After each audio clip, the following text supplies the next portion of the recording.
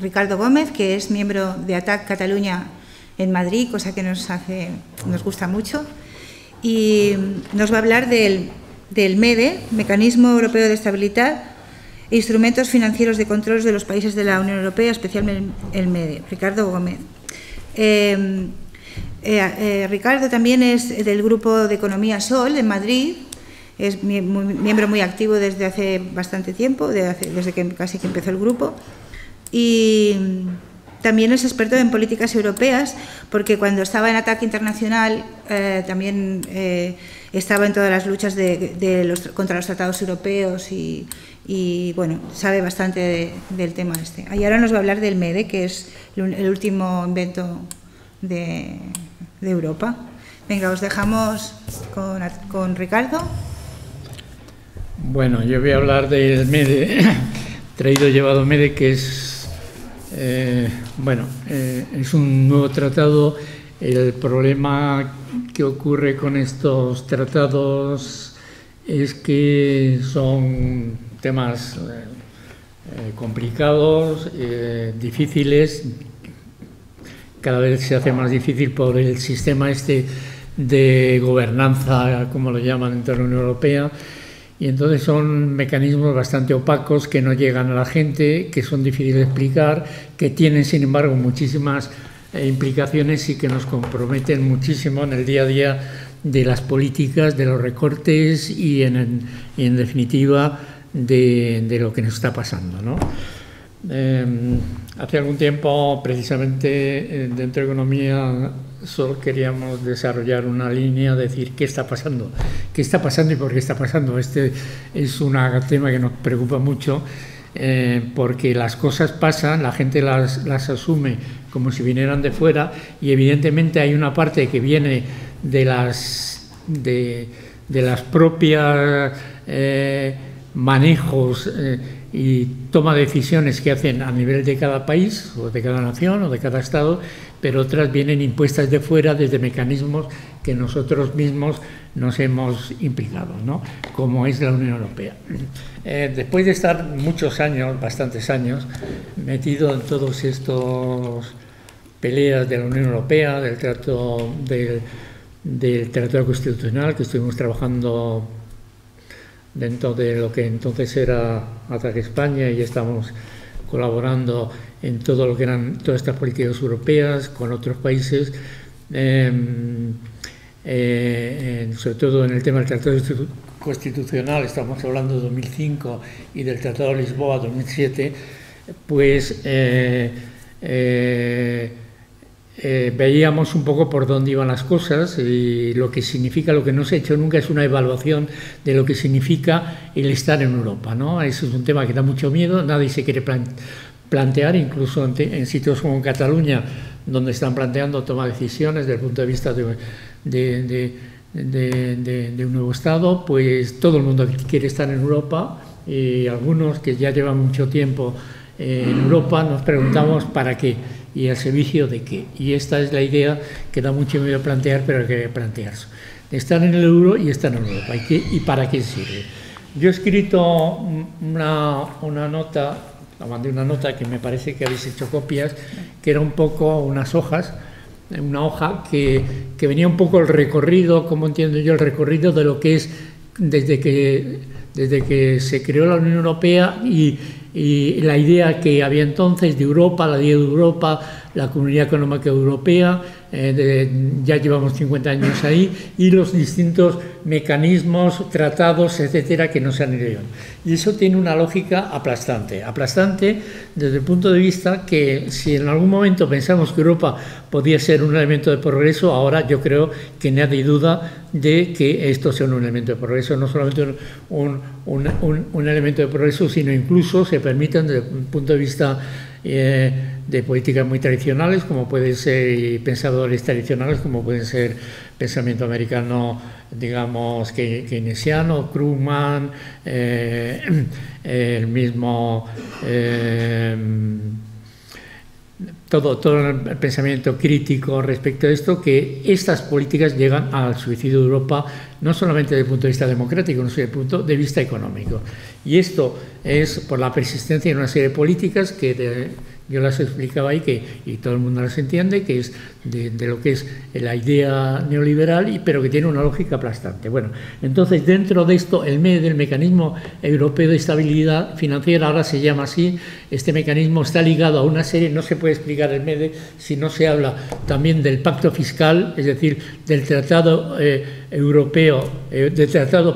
Estabilidad y Gobernanza, o pacto fiscal, y también del pacto por el euro, y de reivindicar la política de mantenimiento del euro. Todo está ligado, es decir, todo esto viene ligado a lo que son las políticas de austeridad, que son las que se llevan, son ahora políticas de austeridad presupuestarias relacionadas con el manejo de los presupuestos, de los ingresos y de los gastos, que es puntos claves para la soberanía de cualquier Estado, pero en definitiva que esta austeridad, curiosamente, es una austeridad para los pobres, es decir, para los menos favorecidos, pero no una austeridad para los que tienen y manejan, Juan lo llamaría plutocracia o como sea, los que manejan el cotarro, ¿no? Esa austeridad, ¿no? Entonces, el mecanismo europeo de estabilidad está ligado completamente a lo que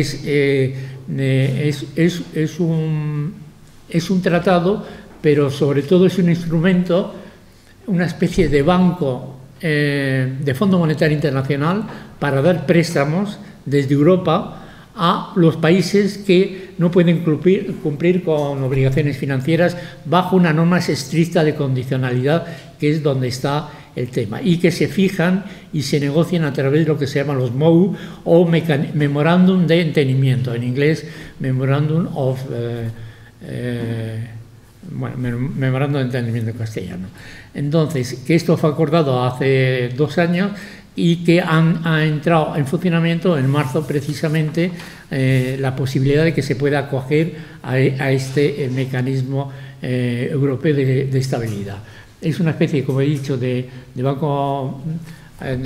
banco-fondo, está hecho de alguna manera a imagen del Fondo Monetario Internacional, que tiene una dotación en principio inicial de 500.000 millones de euros, que en principio se habla de 700.000 millones, que son aportados por cada uno de los países miembros proporcionalmente al peso económico de cada país. España, como su participación es del orden del 12%, pues tendrá que participar de alguna manera, tendrá que contribuir con 60.000 millones en una primera fase, 60.000 millones de euros.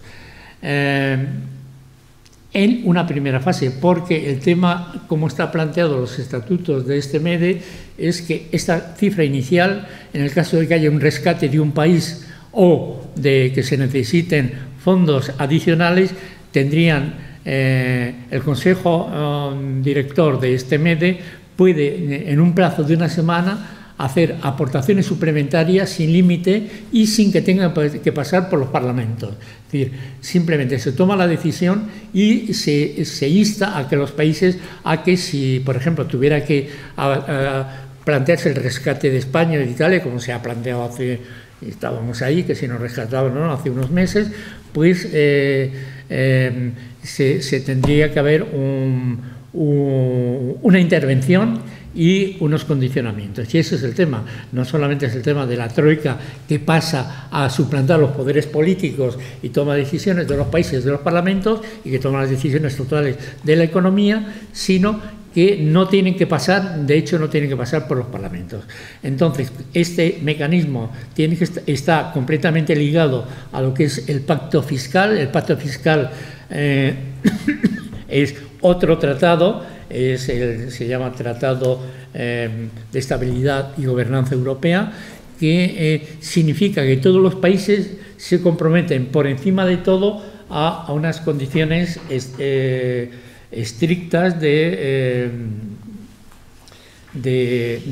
estabilidad financiera, y que se definen una serie de criterios. Yo lo explicaba muy rápidamente en un artículo que escribí para el periódico del 15M. Son unos déficits, lo que se llaman los déficits estructurales, que se miden en cada país en función de la coyuntura económica y también en función de las características propias de la deuda de cada país.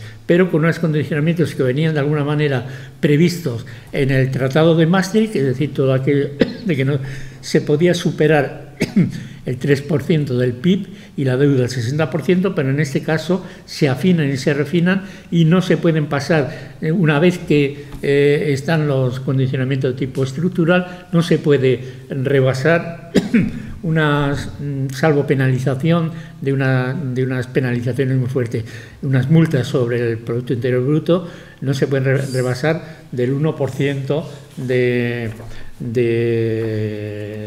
es decir, la fórmula exactamente es, a ver si la tengo por aquí,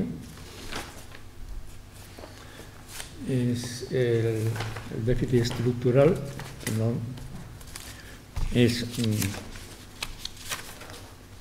déficit estructural es el déficit total que puede tener un país menos el déficit hídrico una vez aplicadas las medidas. Entonces, en este caso, este déficit cíclico, que puede provenir de muchas causas, el déficit total es el déficit que puede tener un país, el déficit cíclico es el que está el efecto de las circunstancias, subidas y bajas de economía, ese es el déficit. El segundo son gastos temporales que asume el gobierno en medidas excepcionales, que queda restringida por una serie de gastos legitimados. Y una vez que se aplican las medidas, queda un déficit que puede ser excesivo, ¿no? Y en función de eso ya se aplican directamente los mecanismos y se redactan los mecanismos de acuerdos o de pactos que tiene que aplicar cada país a través de un memorándum. Este memorándum, por ejemplo, se ha aplicado, si recordáis, y esto dio lugar a discusiones y la prensa que no se entendía, se hace parcialmente en el caso de España porque era el rescate de los bancos, pero ahí en el rescate de los bancos hubo también todo un memorándum y ahora, como veis, incluso en el Estado de la Nación se ha estado discutiendo si el rescate de los bancos formaba parte de ese déficit que se ha asumido o no. Entonces, al principio se decía que no se podía, pero después han dejado un poco la mano por encima y por eso no se está cumpliendo o se está rebajando el famoso 9% al 7%, porque hemos tenido que pagar 40.000 millones que vamos a tener que pagar para rescatar a los bancos. El problema que nos tenemos que plantear siempre que esto y de unos presupuestos, ¿por qué tenemos que, mi pregunta es, ¿por qué tenemos que rescatar a los bancos? Los bancos, como muchos dicen, se hunden, salvo el tema, sobre todo los accionistas. Otra cosa es que los depositantes, eso sí tienen que rescatarse y tienen que preservarse el depósito que han hecho como ahorradores, pero a todo lo que significa especulación, ventajas, etcétera, no tenemos cómo hacernos cargo de ello y es el tema que estamos debatiendo, que se debate es un tema que tenemos nosotros muy vivo en nuestro grupo de economía, por la banca pública, sistemas de control de trabajo, cuáles son las inversiones prioritarias, cómo se toman las decisiones de trabajo, qué errores se han cometido en la llamada banca pública española a través del tiempo, quién ha tomado esas decisiones, para qué ha servido el tema de la burbuja inmobiliaria, el tema de los sobornos, el tema de los cargos, etcétera, etcétera, el tema, la campaña para rato y todas estas cosas que están en el fondo y si queréis podemos sacar más adelante en el debate. Pero, en definitiva, este tratado, este MEDE, lo que es una herramienta, que es, como digo, para dar fondos y que tiene las características que tienen todas las herramientas y los errores que tienen todas las herramientas que vienen de la Unión Europea y el funcionamiento que es, en este caso, antidemocrático, por supuesto, y blindado. Antidemocrático porque los que son el Consejo de Gobernadores, que dice que es independiente del Parlamento Europeo y de los parlamentos nacionales. Estamos en las mismas circunstancias parecidas a la toma de decisiones de lo que es el Banco Central Europeo respecto a la gobernanza que llaman, o a lo que nosotros decimos toma de decisiones. ¿Quién controla el Banco Central Europeo, que también es independiente y blindado y no se puede...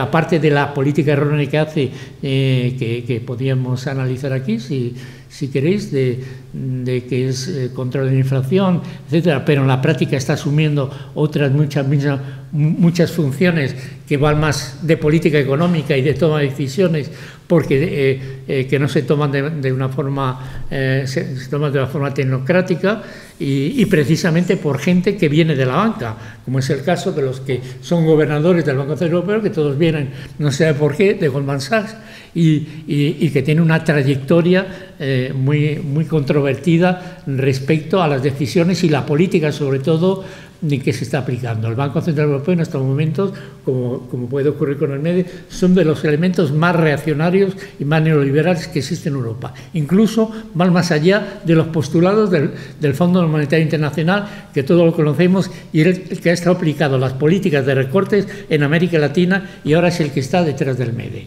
Entonces, esto es un tema que habría que aclarar en cuanto al funcionamiento del MEDE. Goza o se ha dotado de inmunidades que le sitúan al margen de cualquier tipo de control democrático de los ciudadanos, de todo tipo de privilegios especiales en los territorios de los países miembros y en los que desarrolle sus funciones o posee activos, según el artículo 32. De inmunidad frente a procesos judiciales, tanto sus bienes activos como cualquiera que fueran sus poseedores. Los archivos y documentos son inviolables y sus recursos y activos estarán exentos de restricciones, regulaciones y medidas de control. El personal del MEDE está sometido al secreto profesional, que me parece normal y lógico, y bueno, total, una serie de privilegios que le ponen por encima del bien y del mal y de todo tipo de control, como pasa de alguna manera con el Banco Central Europeo. Es decir, que ahí, como pasa en el Fondo Monetario, pues los países participan en función de una serie. Bueno, en el Fondo Monetario, uno de los países el que más cotizaba, el que más acciones tenía, era Estados Unidos, y por eso marcaba la política, y marcó la política el Consenso de Washington y otros, pero en este caso es proporcionalmente al peso de las economías de cada país. España es un 12%, pero evidentemente Alemania tiene, como tiene un producto bruto, pues si España tiene 1 millón, pues 2 o 3 veces mayor que España, tiene muchísimo más peso, etcétera, que queda condicionado. Pero todas estas decisiones y todos estos acuerdos a la hora práctica de que haya que pedir un préstamo, ¿cómo funcionan? Pues en el caso de que un país necesite un rescate o necesite un rescate al país total, es decir, rescate país o rescate a la banca, es la Comisión Europea, el Banco Central Europeo y el Fondo Monetario Internacional los que evalúan conjuntamente las necesidades y la sostenibilidad de la deuda y las necesidades de financiación del país asistido. Es decir, que antes de dar cualquier tipo de préstamo, el país va a ser sometido a una evaluación y se tomarán y se aplicarán una serie de medidas, como nos dicen cada vez que se pide un préstamo, que forman parte de este memorándum de entendimiento y que van todas en el mismo sentido. No repetir es que repetir los tratados europeos y repetir las restricciones es que son todas iguales, es decir, que no hay mucha varianza. Y si nos remitimos, por ejemplo, al Pacto por el Euro, y que van, pues eso, en políticas salariales deben vincularse los salarios a la productividad y dejar de estar indexadas por el índice de precio, lo cual supone cargarse las de negociación. Ahora están pidiendo, precisamente haciendo recomendaciones, como habéis visto, por la Comisión Europea a España, de que las negociaciones se hagan empresa a empresa y no por convenios colectivos, y que se hagan en función de productividad, lo cual tiene que ver con todo esto. Por eso hacía el recordatorio con la estrategia 2020 de la competitividad, por una serie de estrategias que vienen y condicionan este tratado. En políticas laborales, reformas laborales que aborden la flexibilidad y disponibilidad de contratos por parte del empresario, políticas de pensiones y jubilación, políticas fiscales, disminución de deuda pública por ley, endureciendo las penalizaciones y recapitalización de la banca. Estos son lo que cualquier cosa que hagas tienes que asumir para que te concedan y empieces a negociar un préstamo. Ya lo hemos visto, los 40.000 millones para negociar el préstamo de rescate de la banca, pues han venido condicionados por la aplicación subida del IVA, recorte de pensiones, recortes salariales, más flexibilidad, más apertura de los mercados de trabajo y más reforma laboral. Y siempre la misma historia, siempre la misma historia. Entonces, el MEDE lo que hace es, de alguna manera, poner en su mecanismo de financiación que va por este, y lo que es sostenibilidad de la deuda pública, pues va en el mismo camino de que estamos hablando. Si nosotros, como se hace a través de lo que estamos pidiendo en ATAC y en el 15M y en otros muchos sitios, que la deuda no hay que pagar y hay que hacer la deuda tiene que ser auditada de una manera democrática y no se pueden pagar los excesos o las corrupciones que existen, pues eso tiene que venir desde abajo hacia arriba y siempre es el mismo mecanismo. Entonces, este es un banco o un sistema que no tiene que ver más nada con los sistemas de banca pública y control ciudadano que estamos reivindicando desde los foros, desde un montón de foros, ni con el control de, por ejemplo, del Banco Central Europeo que estamos reivindicando. Y entonces, ¿cuál es la política que nos están diciendo? Pues la política que están diciendo es que lo que se está pidiendo es una utopía, porque no va a ser posible, ya lo ha dicho el mismo Draghi, volver a la situación del llamado, entre comillas, con las limitaciones que tenía, estado de bienestar, y que eso se acabó. Y eso lo dice Draghi, lo dice el presidente y el vicepresidente del Banco Santander, lo dicen todos los partidos políticos de la derecha y lo dicen de alguna manera también algunos de los que se llaman partidos de centro-izquierda, como que llamamos, que es así. Y entonces es un poco la idea. Entonces, lo que hay que plantearse con esta... Esto podríamos hablar de más detalles y tal, pero yo creo que el hilo conductor sería qué nos sirve estar en Europa, qué tipo de Europa y para qué nos sirve y si merece la pena estar ahí. Es decir, el problema es que yo creo que es el momento de plantear otras alternativas, otro tipo. Antes pensábamos que Europa era transformable, incluso desde ATAC luchábamos, pero una vez que se aprobó desgraciadamente el Tratado de Lisboa, que hace que sea imposible volver hacia atrás, es decir, que lo que se hace con el Tratado de Lisboa, a no ser que hubiera un referéndum en todos los países para echarlo para atrás, pero del momento lo que se está viendo es que los hilos que salen de ahí, el Tratado de Lisboa, del Pacto por el Euro, del Tratado de Estabilidad, del pacto fiscal y del MEDE en este momento, conducen todos al mismo camino, que es el camino es que las decisiones y las políticas vienen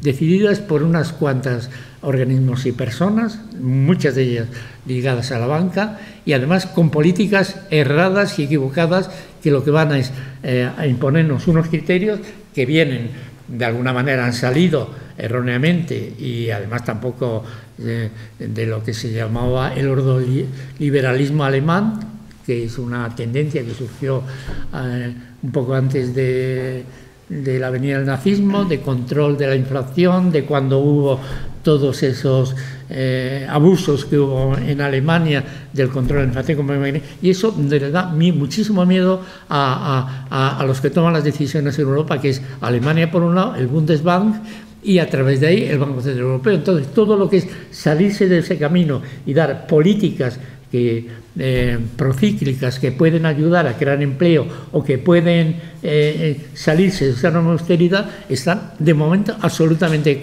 condicionadas y te llevan automáticamente a mecanismos que no tienen ni pie ni cabeza, ni las cifras tampoco, porque muchos dicen, ¿por qué 700.000 millones? Porque el Banco Monetario Internacional puso esa cifra en dólares hace un montón de cosas de ese tipo. Es decir, son mecanismos de imagen que seguimos con las políticas del consenso de Washington, que no se han cambiado ni un pelo de neoliberalismo y que se siguen aplicando y que es evidentemente el enemigo o lo que teníamos que remover. Que tenemos que remover evidentemente bajo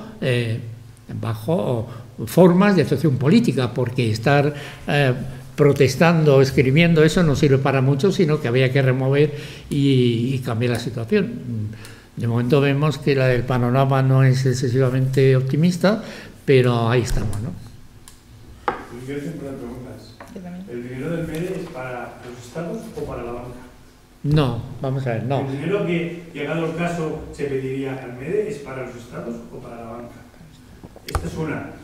Sí. Y otra es, los miembros del MEDE son únicamente los de la Unión Europea o los del euro, o sea, los 27 o los 17. Y luego el interés, cuando llegado el caso y acabo, ese interés está fijado, es bajo, está relacionado con el interés de la deuda del mercado secundario. Bueno, el MEDE está formado por un consejo de gobernadores. Un consejo de gobernadores. Este consejo de gobernadores está formado en estos momentos por los ministros de economía de cada país. Es decir, que Guindos forma parte del MEDE, del consejo. Entonces, bueno.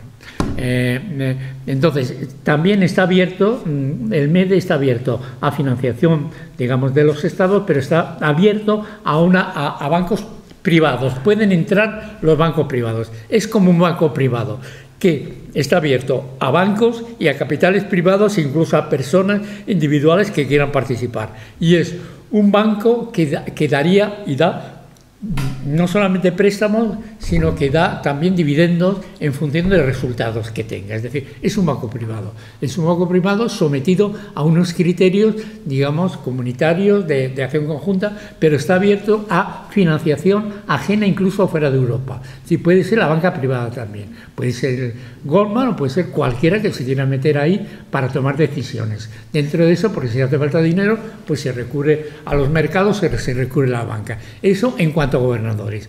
Después, ese dinero no se ha aplicado todavía en ningún país, porque el que estaba más próximo a candidato es Grecia, pero está sorteando y tal, y a España pues también estaba a punto, pero es que tomar esas medidas de un rescate total de un país como es Grecia, o por efecto dominó a España, eso supone un gasto, vamos, que nadie se quiere meter ahí, porque supone un gasto total de 17 billones de euros que supone, y eso no hay nadie que lo puede decir. Eso se iría a pique toda la economía mundial, y de momento se está intentando sortear como se puede con cosas, pero eso nos llevaría a cuenta, porque es si tienes que pagar a todos los que han prestado a Grecia, a todos los que están pegados o que han prestado a la banca española o al rescate de un país, nos metemos en un berenjenal muy complicado. Entonces, en principio, el mecanismo es una especie de fondo monetario para Europa, pero con esos condicionamientos. Entonces, con una serie de consejeros que en principio son cargos públicos, y que tienen una serie y que están inmunes y blindados respecto a cualquier tipo de control y por encima de cualquier parlamento. Funcionan al margen de los parlamentos de la Comisión Europea. No hay que rendirles cuentas. Es un mecanismo, digamos, no burocrático, bancario y financiero, que es como eso. No es el Banco de España o cualquier otro que tiene algún tipo de intervención por parte de los partidos o como cualquier entidad pública, sino esto es pública a la medida que participan organismos o personajes públicos, pero está dotado de esa manera, ¿no? Eso en cuanto. Después, ¿es para dar a la banca? No, para dar a la banca y prestar a la banca está el Banco Central Europeo, y entonces el tema ese es otro mecanismo.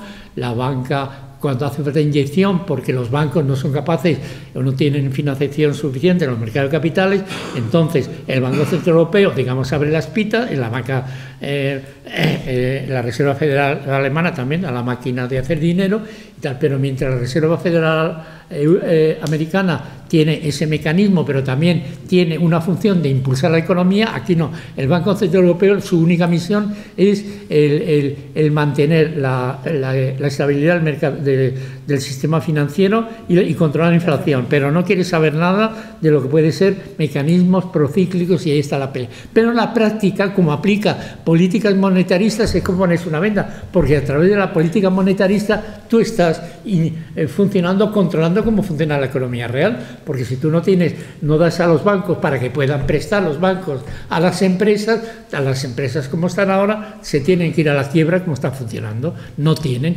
¿Y a quién da prioridad la banca? La banca no solamente la que tiene problemas, como ves en las cajas, las cajas que hemos defendido, pero que estaban, hay que reconocerlo, incluso la plataforma que había de las cajas pues se ha cambiado de nombre porque no se podía hablar de defensa de las cajas como estaban funcionando con las chapuzas que han hecho, pero la banca pública que queremos, y ahí estamos en ello, esa banca pública no tiene el tema fundamental, solo mecanismos de control, que es de abajo, y de participación, quién toma las decisiones para hacer qué inversiones, no solamente en ahorro, sino qué tipo de inversiones son prioritarias respecto, qué hay que hacer, hospitales, escuelas, etcétera, o hay que hacer polígonos industriales o dar dinero a Eurovegas. Ese es siempre el problema, ¿no? Entonces, ahí no es para dar a la banca porque eso, pero el problema es que el Banco Central Europeo, en efecto, está dando dinero de liquidez a los bancos que de momento hacen dos cosas. Uno, o lo dejan ahí en ventanilla, es decir, sin tocarlo, para ver, pero en función de su estrategia lo usan o no, o lo dejan simplemente depositado para cuando lo necesiten lo utilizan, pero sobre todo cuando prestan, porque mucha de la compra de la deuda española se hace a través de la banca española, de Banco Santander, etcétera, ellos lo reciben al 1%, pero cobran al 6 o al 7%, es decir, que hay un negocio bastante redondo, ¿no? Porque lo tienen asegurado, los otros están expuestos a ganar a 10 años y cómo puede bajar, pero un banco que te está dando, que ya está cobrando un interés del 6%, tiene una plusvalía del 5%.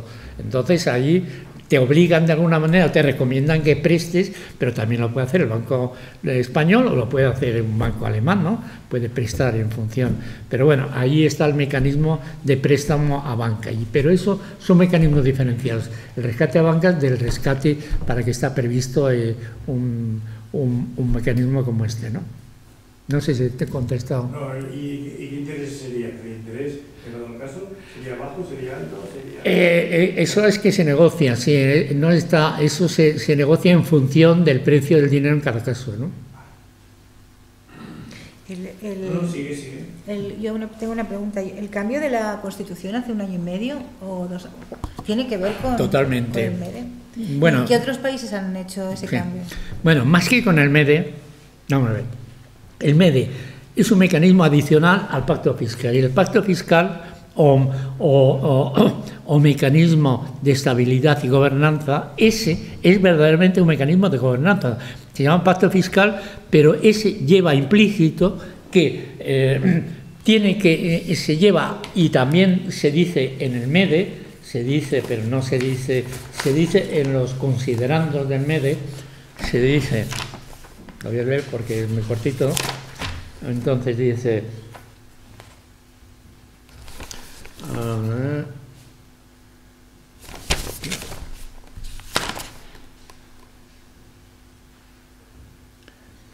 que tienen que llevar al mayor rango dentro de cada país, si es posible a rango institucional, todo el tema de la estabilidad presupuestaria como norma prioritaria. Entonces, en el caso, eso fue precisamente lo que se forzó en su momento, que España estaba muy mal, y forzaron a España que para que pudiera tener posibilidad de pedir el préstamo a la banca, tenía que pasar primero, llevar al rango constitucional y de modificación del artículo 135, tenía que llevar esto, que era no del MEDE, sino del pacto, del mecanismo del Tratado Fiscal de Estabilidad, no del pacto fiscal como se llama.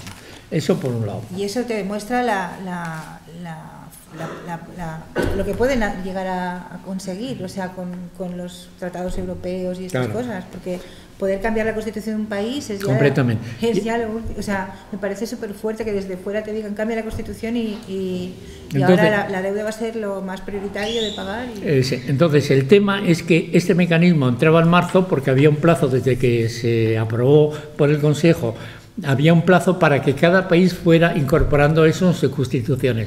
Entonces, en Alemania se resistieron muchísimo y hubo unas disputas muy grandes en el Bundestag de que se aceptaban o no, o si eso condicionaba completamente su política. Al final lo aprobó Alemania, antes lo había hecho España, y poco a poco todos los países de una manera u otra lo han hecho. Y cuando lo han aprobado todos los países es cuando entra en funcionamiento. Por eso entra en funcionamiento ahora, ¿no? Después de que los 17 países de Europa lo hayan ampliado, de la eurozona. Pero también se abre a los otros 27, al resto de los 27 países para que también se unan, pero eso ya es voluntario. Pero mientras tanto ha venido un poco la desbandada, es decir, que Alemania, España, Francia, Italia han aprobado y han incorporado sus constituciones, Irlanda, que le han obligado, Irlanda también, que también ha tenido que firmar, y hubo una campaña, ha tenido que incorporarlo en su cuestión. Pero Gran Bretaña ha dicho que no solamente está en el euro,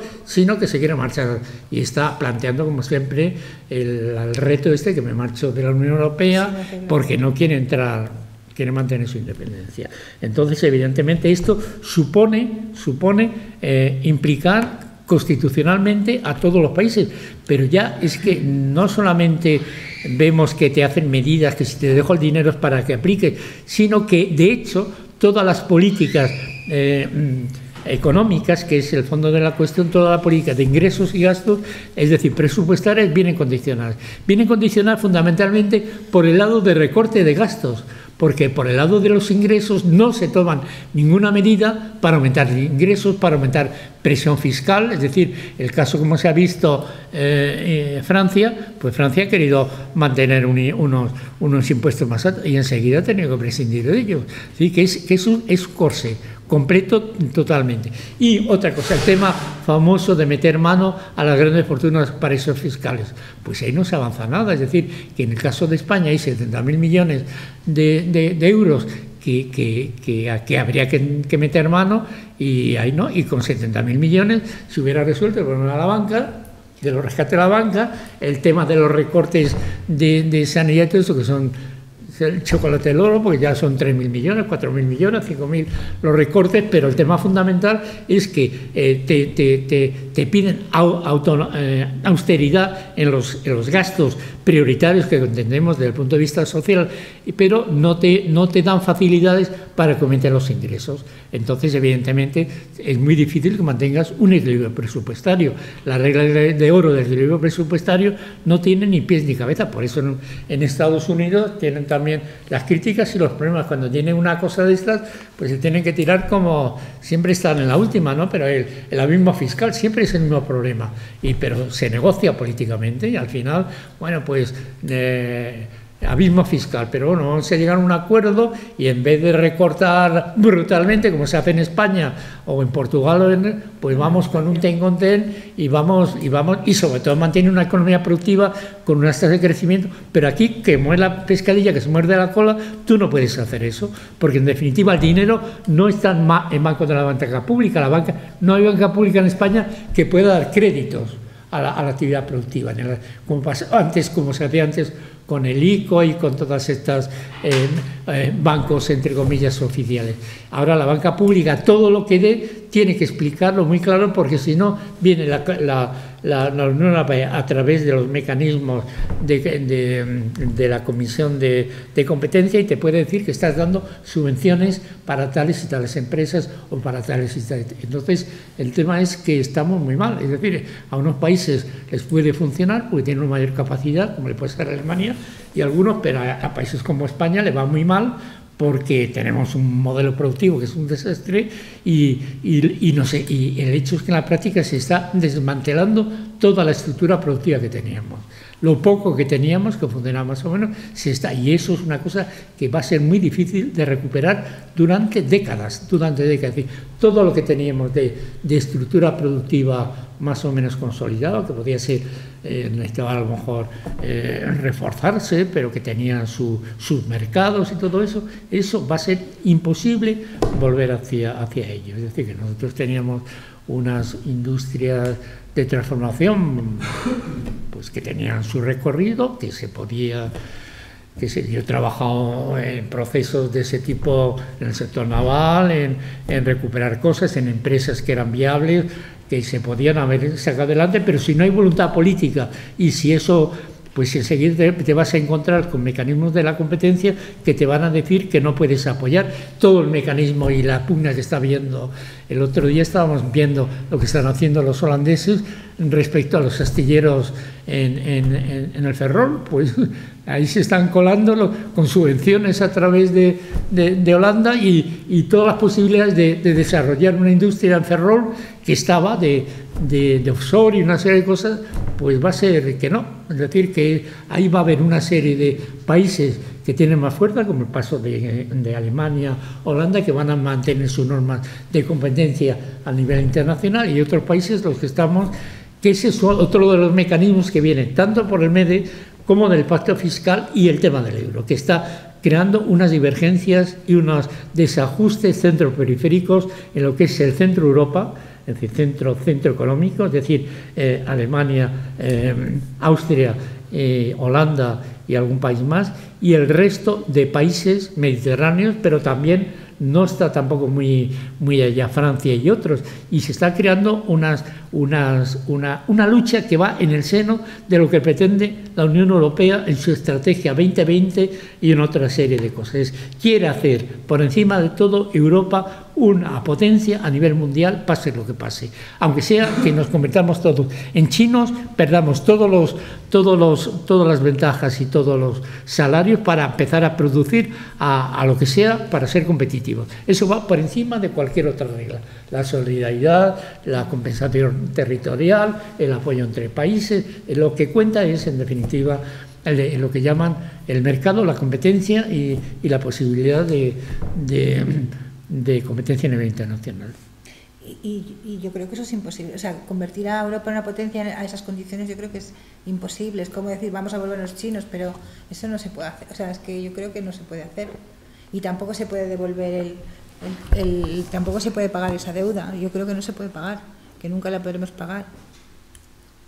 Quizá te lo puedas ilustrar. ¿Verdad que el Estado español, en sus diferentes manifestaciones, Reino, República, ha tenido más de una quiebra? Más de una quiebra, sí, ¿eh? Varias quiebras. Los estados tienen quiebras y a veces no pasa nada, ¿no? Y dejan de pagar.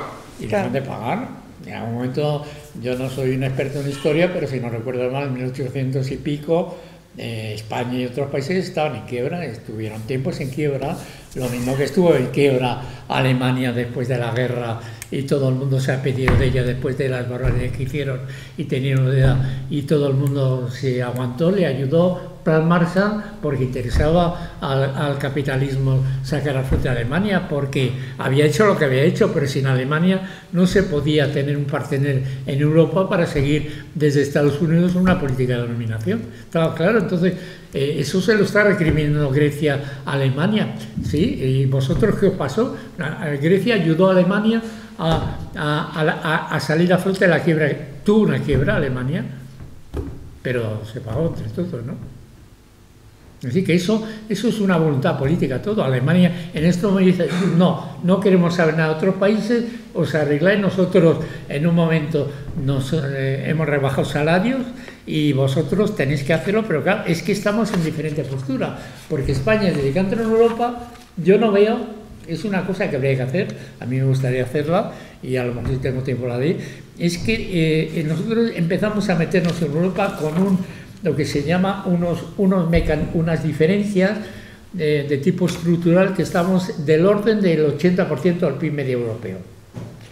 Vale, ahora estamos en el 90 y algo, pero es que la Europa de ahora no es la Europa de los 15 o de los 6 de antes, es que la Europa de ahora es la Europa donde están metidos una serie de países que tienen un PIB y una renta per cápita mucho más baja. Luego estamos prácticamente yo diría a la misma postura que estábamos en el año 85, pero hemos perdido todo el tejido productivo y todas las ayudas que había antes y que nos estuvieron engañando, que estaban ayudándonos de Europa a hacer carreteras. Eso era una mentira, porque nos estaban ayudando es que empresas alemanas o de otro sitio estuvieran invirtiendo aquí y sacaron beneficios muy redondos, lo mismo que los bancos alemanes han sido muy responsables del proceso de la burbuja inmobiliaria en España, porque están financiando a los bancos españoles que no tenían suficientes fondos, llegue a ser Banco de Santander, BBVA y otra serie, a favorecer la burbuja inmobiliaria, y entre ellos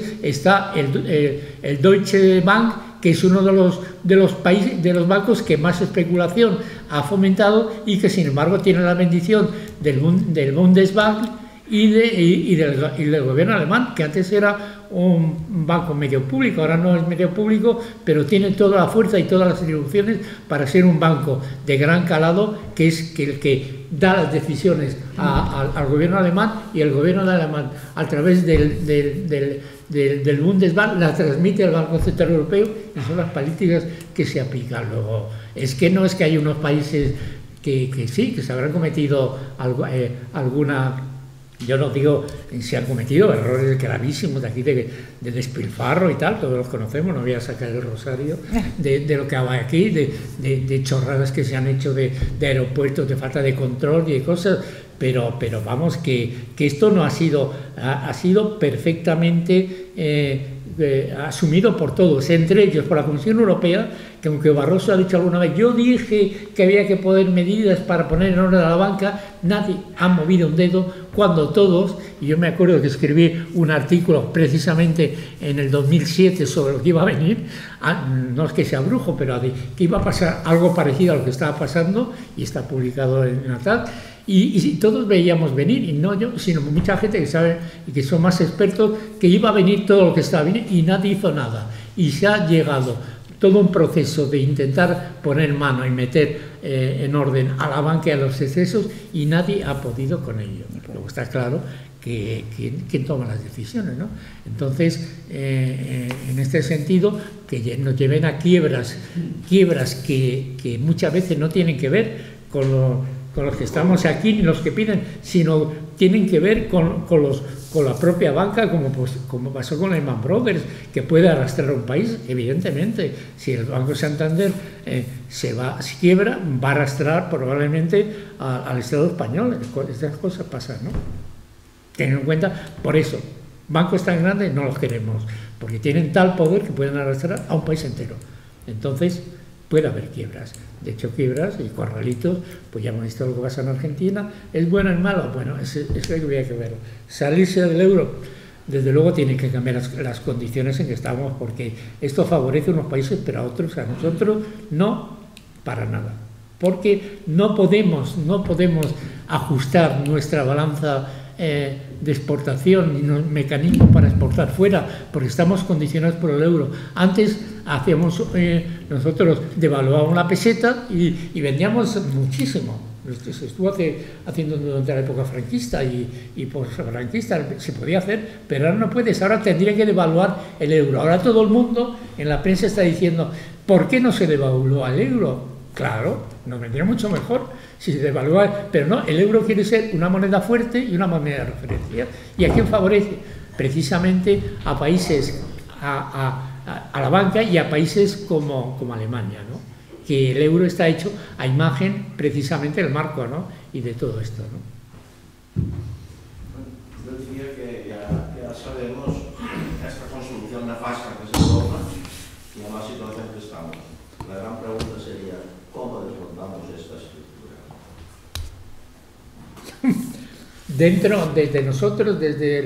nosotros, ¿cómo desmontamos la estructura de Europa? ¿Cómo desmontamos esta estructura? Pero de una manera real, ¿no? Claro. Evidentemente que salgamos 50.000 a la calle. No, se ve que no. Ya digo porque como estamos en ATA, pero también estamos más o menos todos metidos en el 15M y en cosas de estas, pues bueno, se han ido viendo reivindicaciones a corto plazo. ¿Por dónde se empieza? Bueno, cuando salió al principio de una manera muy difusa el 15M, que lo que se quería es un cambio del sistema de partido, pero el sistema de partido vemos que no nos sirve, sobre todo los que no queremos, como en mi caso, los partidos como elemento de transformación, o este tipo de partidos que funcionan. Es decir, si fuéramos capaces pero evidentemente, ¿cómo? En Grecia han salido mucho a la calle y han hecho muchas cosas, pero han conseguido pocos cambios, ¿no? Porque la gente tiene mucho miedo y tiene sobre todo mucho miedo a perder lo poco que tiene, ¿no? Entonces, ¿qué está pasando en Grecia? Ya nos tendríamos que remeter a hacer un análisis de lo que está pasando en Grecia, que es terrible, pero también sin ir a Grecia, también estamos viendo lo que está pasando en España, ¿no? ¿Qué está pasando con la sanidad? ¿Qué está pasando con los ambulatorios?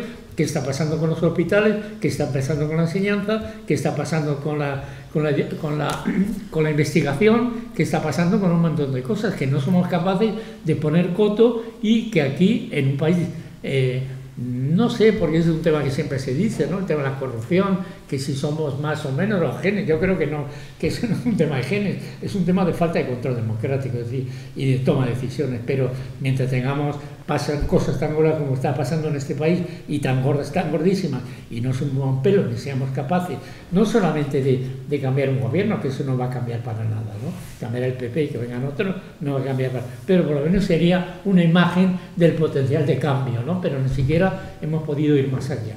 Entonces, ¿qué hacemos? Bueno, el tema es que esto, primero, estamos en Europa. ¿Queremos seguir estando en Europa? Pues habría que planteárselo. Yo no sé si la estrategia, estoy hablando muy por encima, pero nosotros teníamos, antes de entrar a Europa, teníamos una opción. Estábamos funcionando con un área distinta, que teníamos nuestras relaciones, que era América Latina, y ahí teníamos un gran mercado y teníamos unas posibilidades y unas inversiones. Ese camino lo dejamos porque queríamos ser europeos. Pero el tema de ser europeos, porque parece que ser africano es muy malo o cualquier cosa, parece que no nos ha ido muy bien, es decir, que nos ha ido muy mal. Es decir, que estamos mucho peor que en 1985. Eso nadie lo puede discutir, ¿no? Entonces, ¿qué hemos ganado con estar en Europa? Sobre todo, si nosotros queríamos una Europa democrática, la Europa que funciona no es para nada democrática. No es democrática la Comisión Europea, no es democrático el Parlamento Europeo, que tiene muy pocas posibilidades de actuación, no es democrática el Consejo Europeo, no es democrático el Banco Central Europeo, no es democrático los mecanismos de estabilidad y todo lo que está haciendo, sino que estas decisiones la toman 20 personas, o 100 o 200, y son los que ponen a los demás las leyes. Luego, evidentemente, por ese camino no tenemos ni una posibilidad de defender nuestro pueblo, de defender qué queremos, cómo lo queremos y cómo queremos organizarnos. Y por ahí tendríamos que empezar. Ahora, este es un tema... Claro, porque ahora te pasaría la situación hipotética de que un país, digamos, reclama, digamos, que gana un movimiento las elecciones y dice, vamos a auditar la deuda. Sí. O nos vamos a salir del euro. Pues se puede plantear. Quiero decir que... Se puede hacer, te tienes que plantear y tienen que negociar contigo. Y tienen que negociar contigo, pasó en Argentina. Y dijo, debo de pagar y pasar ahora por ventanilla que vamos a negociar. Y de momento no pago, y pago. Y meto el dinero en Suiza, no sé qué, y ya veremos cómo hacemos. El caso de Argentina no es que sea un ejemplo a imitar, pero evidentemente en ese momento se plantó delante del Fondo Monetario y plantó un gobierno que era un gobierno que evidentemente era un gobierno corrupto, pero plantó cara al Fondo Monetario y dijo, pues vamos a negociar. Y en efecto, los acuerdos de París tuvo que llegar un mecanismo de decir, bueno, pues ahora pagas tanto como se está haciendo cuando te compras una casa. No la puedes pagar, pues bueno, como si no me puedes quitar te quitan la casa, pero si no me puedes quitar la casa o no te puedes quedar con el Estado, pues bueno, se van a quedar con todos los que estamos aquí y los 40 millones que andan afuera, es complicado. Si no se quieren quedar con todo eso, se están quedando, se están quedando con nuestros servicios, se están quedando con nuestros hospitales, se están quedando con todo, a través de clanes de familias, los Cospedal, toda la gente que está ahí, que se está metido en Capio, que están ahí y por otro lado se están quedando con ellos. Es decir, lo que era público se están, y Rato y todos los que están metidos ahí en los consejos de administración. Pero bueno, quedarse ya con todo un país tan complicado como es este ya es más difícil. O das un golpe de Estado, que lo están dando a través de golpe de Estado esto, pero es más larvado, o ya es más complicado. Entonces, evidentemente, si tú te plantas, no tienes más remedio que negociar contigo. Yo no pago la deuda. Ahora, de cara a esto, te declaras insolvente, entonces no te prestan, los mercados no te prestan, pero bueno, te puedes poner a negociar con los acreedores, pues ya está. Una pregunta. No conocía que en el MEDE se permitiera inversión privada de bancos. Sí. Entiendo que el MEDE solo se activa en caso de rescate de un país o un sistema financiero. Entonces, el beneficio que tiene alguien privado que invierte ahí solo se activa con los intereses del que da el rescate. Sí. O sea, si yo soy un banco privado y quiero invertir en el MEDE, casi me interesa que sea un país para poder tener intereses por el dinero que he dejado. Porque si ahora un banco privado invierte en el MEDE, mientras haya un país rescatado, es un dinero que está guardado y que no recibe nada a cambio. Bueno, recibe cuando el país o lo que sea le impone unas condicionalidades y se le somete a lo que decía Carlos, tiene que pagar unos intereses que se tienen que ajustar. Ahora el interés que te está dando, tú emites deuda. Y entonces, según estén, que muchas veces no es una deuda, es una deuda, bueno, que son, pues puede estar ajustada si esa... si tomamos como referencia a Alemania, pues depende. Pues a Alemania la deuda que pide le sale prácticamente gratis. A nosotros nos sale, pues depende. Si es a medio o largo plazo, te puede salir al 6, 8, 10%, depende de cómo de las condiciones del mercado. Pero evidentemente mucha gente invierte en ese tipo de deuda a largo plazo, porque si las cosas se te vienen bien, tú, la tasa de recuperación de esa deuda a 10 años te puede dar un interés del 7% y eso, o de más, y eso muy difícil lo puedes tener. Es decir, que eso es como cuando haces una inversión en cualquier acción o banco. Tú puedes jugar en el corto plazo por un cambio, pero puedes jugar al medio plazo para tener una esperada rentabilidad, y ahí el banco, si juega bien y diversifica, sí puede tener beneficios, ¿no? Pero la banca privada se invierte en deuda española al 8% y España tiene que ser rescatada, y si el banco privado ha construido en el MEDE, o sea, va a ganar ese 8-6% sí o sí. O sea, ya sea por devolución del bono de 10 años o ya sea por la devolución de los intereses de un rescate. Está, pero en el caso del MEDE está más arropado. Pues digo que ese 6-7-8% lo tiene asegurado. Sí. Entonces no interesa que España baje su interés de deuda, mientras siga el 6-8%. ¿Que no interesa? No, a los inversores privados, a los grandes inversores privados. Saben que España a 6-8-10% va a pagarla, y en caso de no pagarla, eso pagará el interés de medio. No, pero es que llega un momento en España no puede seguir mucho tiempo, no puede mucho tiempo seguir con intereses de este tipo, porque la deuda, en el caso de Grecia, se ha visto a una tasa acumulativa del 6%, en 10 años te duplica el capital. Tú no puedes, llega un momento en que la deuda te pasa por encima, tú no puedes hacer frente a la deuda, tienes que ser rescatado con todo.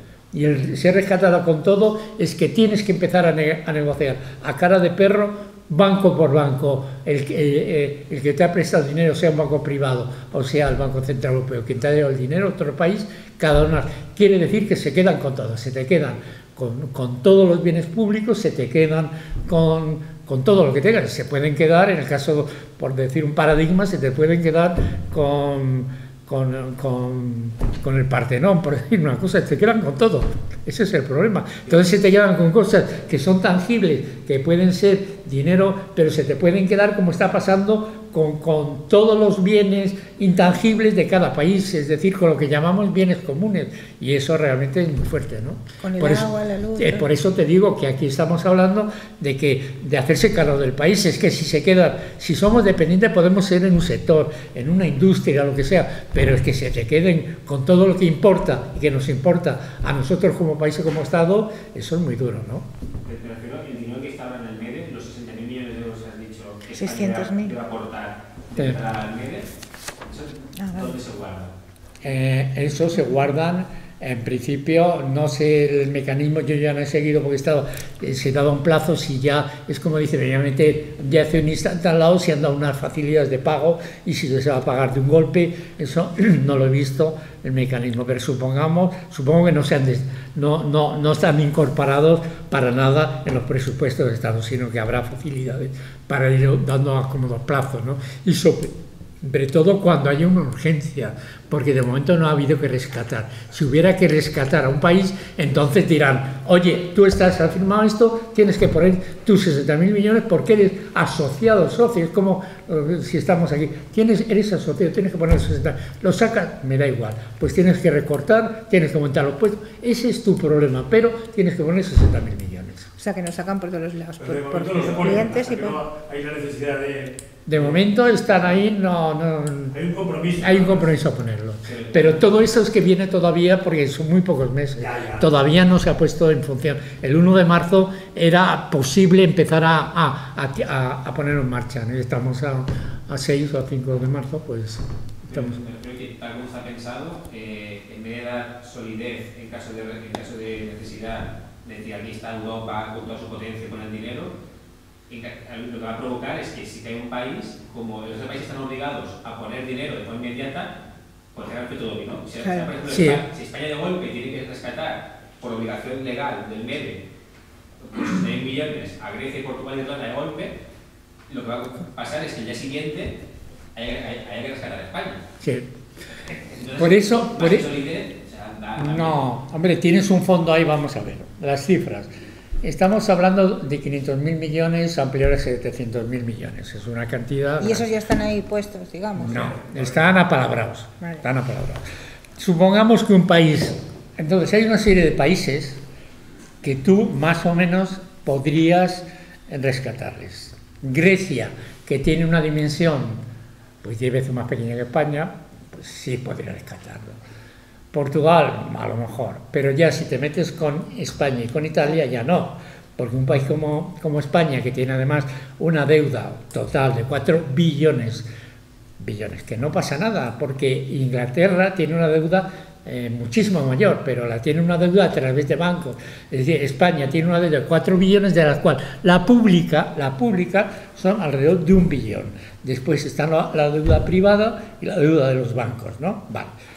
Pero hablemos de la deuda pública, que es la que nos importa. Los bancos, pues por mí ya he dicho mi postura, si un banco se hunde, que se hunda, salvo las condiciones que he dicho. Pero yo no tengo por qué rescatar un banco, ni a todas las aventuras de un banco, y que si un banco que se ponga a comprar otro banco y hacer OPA para quedar, yo porque tengo que... Y si le va mal tengo que pagar yo, pues no. O si se mete en una operación inmobiliaria con la burbuja y le va mal, tengo que pagarla yo, pues tampoco. Y eso en algunos países, bien que mal, no en todos, porque al final salen los estados, ha pasado en Estados Unidos, ha habido bancos, los han recuperado o no. En otros sitios han nacionalizado, estatalizado un banco. Llámese la Caixa. Es un banco, en teoría, estatal, no público. Público en el sentido que entendemos. Es un banco que es de todos, pero es un banco que se pone ahí para sanearlo y cuando esté, se lleva otra vez al mercado para que cuando lo hayamos saneado y esté limpito, otros saquen beneficio de él. No, yo quiero que si está saneado, los beneficios que sale al banco me sirvan para mí y para poner otras cosas, pero esa no es la política. Pero entonces, esa sería un poco el tema de la banca y digo la Caixa, perdón, digo Bankia, pero también puede, las que están asociadas, las que han comprado, puede ocurrir total ese pico de 40.000 millones. Eso podría ser un país como España bastante asumible. Es decir, hemos pagado o vamos a pagar los 4, de alguna manera, nos guste o no, lo diga Rajoy, no, los 40.000 millones, pero podemos pagarlos. A lo mejor Grecia no puede pagarlos. Grecia está negociando a cara de perro préstamos de 1.000 millones, 2.000 millones, 3.000 millones. Si Grecia en total hace default, y decir, se arruina totalmente, a lo mejor el coste de eso podría superar, yo no lo sé, pero por decir una cifra, 100.000, 200.000 millones. Eso podría ser asumible. Lo que no se puede asumir es una quiebra de un país como España, si eso va a llevar por encima de 500.000 millones, o de eso que iría un efecto dominó, como tú dices, de España más Italia, porque también vendría. Entonces nos plantearíamos en una cantidad que es imposible a nivel europeo y probablemente a nivel mundial. Entonces, ¿qué va a pasar ahí en ese escenario? Eso es así, por eso están con el tema de ir aflojando algunas cosas, apretar pero no suficientemente, pero hay un forcejeo, es decir, y el forcejeo va siempre en el mismo camino, y es un forcejeo en políticas equivocadas, erróneas, que ya están, todo el mundo lo ha criticado, incluso los neoliberales, como Stiglitz, como Krugman, como un montón de gente, que es el tema de que porque es la pescadilla de que se muerde la cola, porque si tú te pones en una política de recortes totales, si recortas el gasto, el Producto Interior Bruto está formado de tres componentes. Consumo, si tú reduces el consumo, y se está reduciendo el consumo, y vemos cuando salimos no ya de esto, cierto consumo, el consumo popular, porque el consumo de cosas que está creciendo, pero tú vas a muchas tiendas, muchos supermercados están vacíos. Es decir, si tú el consumo de lo que es mantenimiento cotidiano, comer o una serie de cosas, lo reduces, evidentemente el PIB no crece. Si tú no produces y no exportas, evidentemente no puedes generar productos, ¿no? Entonces, si no produces, estás en recesión, estás negativo, estás cada vez ingresando menos y estás produciendo menos, perdón. Y si estás produciendo menos, estás generando menos impuestos, menos capacidad impositiva y entra menos en las arcas, ¿no? Entonces, tú a través de ahí, en el equilibrio ingresos-gastos, que es la ecuación presupuestaria que nos quieren llevar, tú, como no entran ingresos, lo que te ves obligado necesariamente a reducir gastos. Y entonces está siempre lo mismo, es una pescadilla.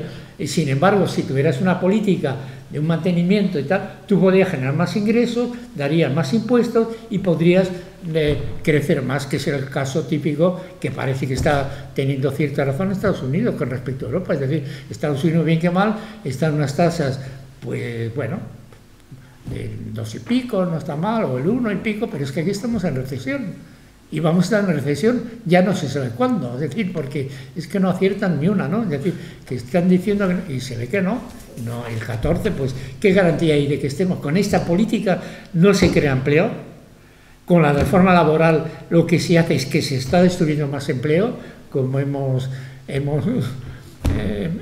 hecho bastantes escritos en Economía Sol sobre la reforma y lo que implica, bueno, y mucha más gente, y es que, y además lo dicen los mismos sindicatos, está destruyendo empleo. Entonces es una mala política, es una política errónea.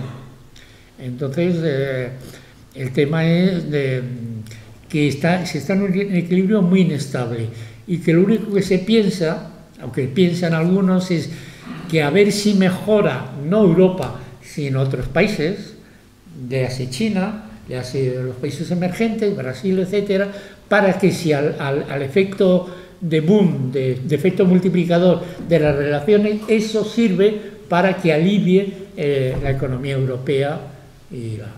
Pero el problema que tenemos aquí lo lleva muchos años Estados Unidos, ¿no? No es nuevo. Estados Unidos lleva debiendo dinero, y el mayor deudor, durante décadas, pero no le ha pasado nada porque tiene un respaldo implícito.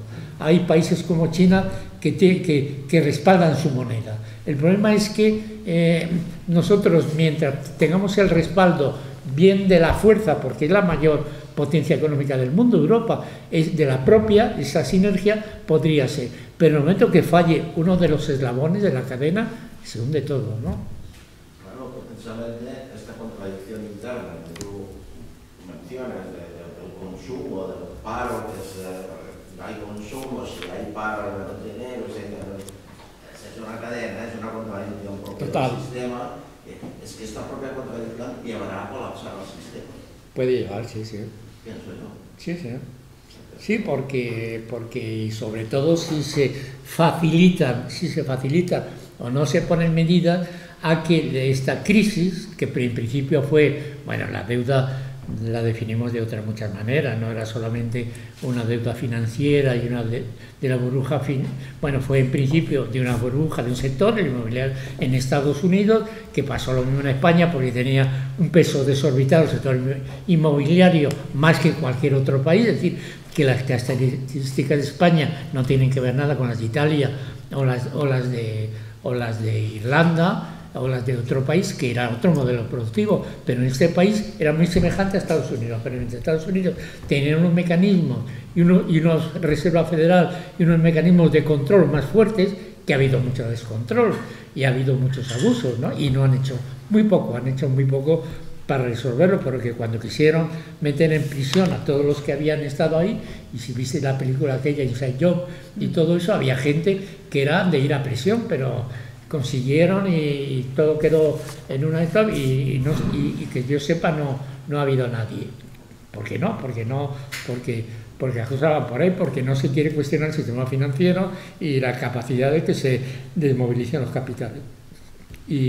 Pero evidentemente, en el caso de España, que era mucho más frágil y que no hemos sabido dar un mecanismo alternativo al que estamos, y que estamos cayendo o está cayendo, no nosotros, el gobierno, los mismos esquemas, de que no ha aprendido nada, este Partido Popular no ha aprendido, es decir, que es el mecanismo de la burbuja y de la especulación, y favorece sistemas como grandes casinos, grandes sistemas, que es más de lo mismo, y en cuanto se falta es empezar otra vez a volver a la burbuja inmobiliaria, a pesar de que se ha hundido y se van hundido un día sí y otro no, grandes constructoras que tenemos que pagar, como es el caso de Martinsa, o como es el caso de ahora más recientemente de Rial o de cualquier otra. Es decir, que estamos en la misma, no aprendemos, creemos que como eso en efecto hizo crecer la economía muy rápidamente y muy especulativamente, que ese es el modelo, cuando eso es lo que hay que cortar. Pues eso es lo que no aprende o no ha querido saber nada la Comisión Europea, y que si hubiera que hacer un tribunal, había que juzgar a la Comisión Europea y a los consejos europeos por la falta de toma de decisiones en eso que se veía y que muchos advirtieron en su momento, pero no porque precisamente esa gran banca que yo digo, llámese no la banca española solo, sino la banca alemana, han favorecido, porque era muy bonito invertir en España y prestar a bancos españoles teniendo rentabilidades, pues yo no lo sé lo que habrá ganado, pero desde luego han ganado muchísimo dinero, ¿no? El Commerzbank o el Deutsche Bank han ganado dinero a las puertas, ¿no? Y también el Citibank y cualquier otro, pero los bancos alemanes que estaban muy ligados a los de aquí también.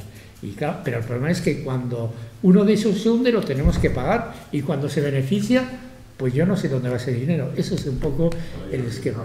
Paraísos fiscales. También, claro. El escenario este del colapso que tú dices, o sea, yo no creo que se pueda pagar. España no va a poder pagar la deuda, está pagando intereses y no va a poder nunca pagar. Grecia ya está en bancarrota, ¿no? Y tampoco va a poder pagar su deuda, por mucho que no sé, que nos tienen que sacar sangre ya para directamente, porque no vas a poder pagar. Y Portugal tampoco va a poder pagar. En ese escenario de colapso, ¿qué salidas hay? O sea, yo no entiendo qué salidas puede haber. O sea, tarde o temprano. Yo digo que decimos, y nos gusta mucho decir, esta deuda no la pagamos, pero estamos pagando la deuda. Estamos pagando la deuda, pero ¿la vamos a seguir pagando infinito?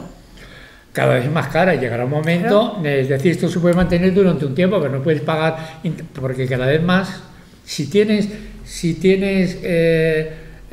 puedes pagar, pues yo me acuerdo, y no ha pasado tanto tiempo, si os acordáis, hubo un año de susto total, hace 2007 o 2008, donde no se sabía qué iba a pasar con los bancos. Bueno, pues en ese momento todavía, y os acordáis lo que ocurría cuando el fondo de capitalización de la Seguridad Social, que había un superávit de 40.000 millones, se quería poner precisamente en deuda especulativa, y algunos levantamos la voz diciendo que eso era una salvajada, porque eso suponía que si hacía una mala jugada nos podíamos quedar sin ese fondo. Pues en ese momento España, los intereses y la deuda de España está exactamente muy parecida a la alemana. Y eso lo ha dicho 20 veces Krugman. Nosotros en el 2007 estábamos, pero muchísimo mejor que Alemania, al mismo nivel, mejor. Y la deuda española y los bonos tenían un prestigio, y entonces ya no había que invertir en deuda alemana, se invertía en bonos del Tesoro español porque no te daban mucha rentabilidad, no te daban prácticamente ninguna, pero tú tenías ahí una esta segura, un 3% o menos a lo que fuera según los casos. Eso se ha perdido, es decir, esa credibilidad se ha perdido. Entonces, la deuda que estamos pagando ahora, una buena parte no es una deuda real, no corresponde a la realidad de la economía productiva del país, responde a un plus especulativo que vienen los que están prestando, los mercados, que lo que entienden es eso que estabas tú diciendo antes, el interés que les puede dar, que les interesa mejor que España tenga, es decir, que yo te presto, pero vale, tú me vas a devolver al 7%, está muy bien, 7%, si esto vienen otros y te lo apoyan, pues evidentemente esa rentabilidad no lo voy a sacar. Entonces van a seguir fomentando el que el diferencial con respecto al marco pues se mantenga siempre alto, porque eso es muy bueno para los bancos, ¿no? Entonces, pero de ahí a que haya un colapso, yo creo que el colapso tiene que venir por la concatenación del efecto dominó, es decir, que no vale solamente con que sea un país. Ahora, si un país como España entra en quiebra, probablemente toda Europa, ¿no? Eso está claro. Por eso Alemania no quiere, cuando se habla del rescate, no quiere que se haga como transparente el tema del rescate, sino que lo quiere llevar fraccionadamente. Vamos a ver, están mal los bancos, sanemos los bancos y después veremos, y sobre todo hacer más recortes, y esa es la política que va a aplicar. Entonces, mientras ese tenconten, esa cuerda mientras a nivel de la calle se aguante todo lo que haya que aguantar, porque es la capacidad de aguante que tenemos, pues vamos a seguir así, ¿no? Pues yo creo que también hay un tema de coordinación. Yo creo que si los estados periféricos que dices tú, los estados como Irlanda, Portugal, Grecia, Italia, España, se coordinaran un poco, no sus gobiernos, la gente, los ciudadanos por abajo, se pusieran un poco coordinados y hicieran muchas manifestaciones o protestas conjuntas o algo más imaginativo, pero en conjunto, igual por ahí, no sé, había una reflexión, ¿no?, de los demás países. Igual soy muy ingenua. No, en eso se ha pensado, y lo hemos pensado cuando se hizo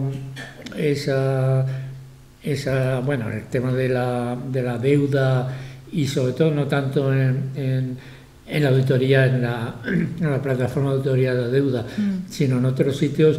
Nosotros tomamos contacto con gente de otras plazas, concretamente tomamos contacto con Sintagma en Grecia, en apoyos mutuos, pero es complicado porque está Sintagma, vale, pero y hay unos movimientos, pero después una parte de Sintagma, pues luego una parte se ha metido en Syriza, y Syriza pues tenía un programa, pero ese programa también lo va adecuando, no frontalmente, sino que está intentando, por ejemplo, antes planteaba la posibilidad de salirse del euro, ahora ni siquiera lo plantea, porque da mucho miedo, ¿eh? Es decir, yo he planteado directamente a la gente en una asamblea, nos salimos del euro, y la gente sale corriendo, ¿eh? Sí. Y es una cosa que siempre pregunto, y que los ponentes de charlas sí me dicen, bueno, es que entonces es que no es fácil, o sea, es que la cosa es muy complicada, ¿no?, lo de salir del euro, y da mucho miedo lo que dices tú. Yo creo que da miedo pensarlo. Pero no lo sé, pero da mucho miedo. En España, en Europa hay 27 países. ¿Cuántos están en los 17? ¿Cuántos no están? 10. ¿Quién les va muy bien dentro de esos sin estar y no quieren saber nada? Pues ahí está un montón de países.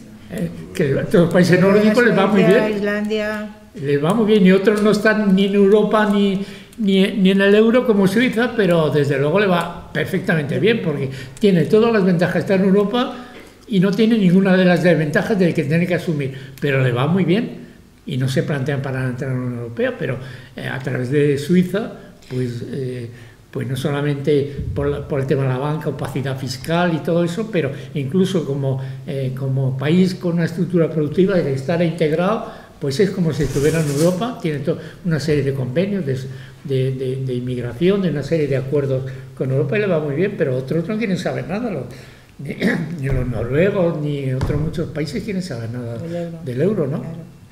Y lo que decir que no estar en el euro no es que no se pueda vivir, ¿no? Pero el ejemplo Suiza es un ejemplo claro del mundo que queramos, y Noruega tiene el petróleo. O sea, me refiero que a veces claro, si se enfoca según qué países con realidades muy distintas, claro. distintas. O sea, Suiza es rica porque tienen dinero, a saber de dónde viene ese dinero y cómo se ha conseguido en sus bancos. O sea, yo no quiero ser rico con el dinero del narcotráfico que está en mis bancos. Claro.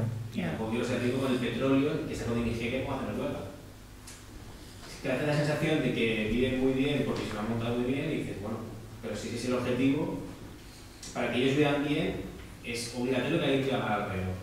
O sea, son países que funcionan porque alguien tiene que funcionar mal. O sea, no hay un funcionamiento de funcionar bien sin perjudicar al resto. Claro. No existe todavía un país que funcione así. Pero mi hipótesis, y es lo que todavía no se ha discutido, no hemos discutido, porque es complicado, dentro del 15M, de otro lado, porque se van por conceptos mucho más generales, más utópicos, es que España, o el Estado español, como queramos llamarlo, tenía una estructura productiva que no es la de... que es fuerte, que vamos, que no es la de cualquier país, que es un país que lo ha tenido incluso en la época anterior a la incorporación a la Unión Europea, que no es cualquier país, que es un país que antes hemos hablado de la octava potencia, pero es igual, tenemos una estructura productiva con unos sectores, no todos, que son muy competitivos, que están vendiendo muy bien. Yo conozco a gente que está trabajando en Estados Unidos, bueno, tenemos empresas, pues no lo podemos hacer la crítica, tenemos empresas, ahí está una empresa en el sector textil que es de las más importantes del mundo, y hemos tenido sectores muy competitivos, explotadores, y entre ellos el sector bancario, otros muchos, es decir, tenemos sectores que pueden funcionar, que no es cualquier otro país no los tiene, pero tiene una dimensión grande, no tan grande a lo mejor como Italia, como Francia, pero suficientemente grande. Pero sin embargo, el estar dentro de Europa y estar dentro de Europa nos está haciendo que la posibilidad de competir y de poder reforzar nuestra estructura está siendo neutralizada por los intereses de países que están privilegiados por su postura dentro de la zona euro, como es concretamente Alemania, como puede ser Holanda y otros países, porque son los que marcan las pautas y los criterios, y son los que dicen ahora doy o ahora no doy en función de que a mí o a mis empresas o a mi banca me interese, cosa que yo no puedo decir. Claro. Ya incluso hablando desde el punto de vista capitalista, ¿eh? ¿Por qué no nos pones el ejemplo? Olvidémonos de todo el mundo y vayamos a España. Sí. Imagínate que el gobierno español la noche sueña que tiene que cambiar de moneda y salimos del euro. ¿Qué pasos tiene que dar? ¿Qué puede suceder? ¿Qué puede suceder? Que la moneda que tengamos valga, qué sé yo, la décima parte de lo que habría que reajustar la moneda, la peseta, claro. Claro, esto casi es como otra conferencia, ¿no? Pero digo yo, ¿qué es así como en un esquema absolutamente estricto, pero sin contar con otros países? ¿Qué pasa si el gobierno, por casualidad, se vuelve terrumba y dice el día siguiente que vamos a hacer? Vale. ¿Qué puede pasar? Pues ¿qué puede pasar? Que nosotros tenemos unas deudas asumidas, o bien con el sistema europeo de bancario, es decir, con el Banco Central Europeo, etcétera, unas deudas, o con prestatarios que han hecho de deuda, que nos han prestado dinero de los mercados famosos, que han comprado nuestra deuda y la tienen ahí, y ahora dicen yo, mi deuda. Y esa deuda la tienen en euros, y ahora vamos... Es decir, que nosotros, vamos a ver, el mecanismo que ahora estamos haciendo, aunque esto es muy discutible y hay personas que... Estamos haciendo una devaluación interna, estamos haciendo de hecho una devaluación interna muy forzada, y de la otra manera había que hacer una devaluación interna a lo mejor brutal, es decir, teníamos que bajar, pero eso le pasó también a Franco en su momento cuando quiso relacionarse, cogió y bajó la peseta, la tenía marcada con relación al dólar a una posición ficticia de, no me acuerdo, de 50 pesetas, si no recuerdo mal, el dólar, y en un momento hubo que bajar, y eso fue en la época de Franco, y se bajó ¿Y qué bajó? ¿Qué pasa? Que evidentemente todo lo que comprábamos era moscada, pero todo lo que exportábamos era más barato. Entonces depende de la balanza comercial. Si tú puedes afianzar tu balanza si no podrás tener coches de lujo, bueno, pues no pasa nada. No puedes tener, pues no pasa, para la gente normal, pero puedes tener otra serie de... Es cuestión de marcar prioridades. Puedes ajustar tus necesidades básicas y las necesidades de bienes sociales que las que quieras. Entonces tendrías que hacer una devaluación brutal y empezar a empezar a negociar con tus deudores en otros términos, que es la corrección del precio de la moneda peseta, lo que llamemos, con respecto al dólar, es decir, una devaluación, y la haces. Y a partir de ahí empiezas. El problema es que queremos que estamos dentro de un paraguas, que por estar en Europa nos va a ir mejor. Y el paraguas es que estando en Europa, la deuda es que pensamos que podíamos cambiar Europa y democratizarla, pero yo veo mi postura después de 10 años o no sé cuánto que llevamos con esta paliza y esta guerra, es que no estamos cambiando nada, sino que estamos cada vez peor. Cada vez las decisiones son más, tenemos menos capacidad de tomarla. Si quieres hacer un referéndum no te dejan hacerlo y no puedes hacer nada.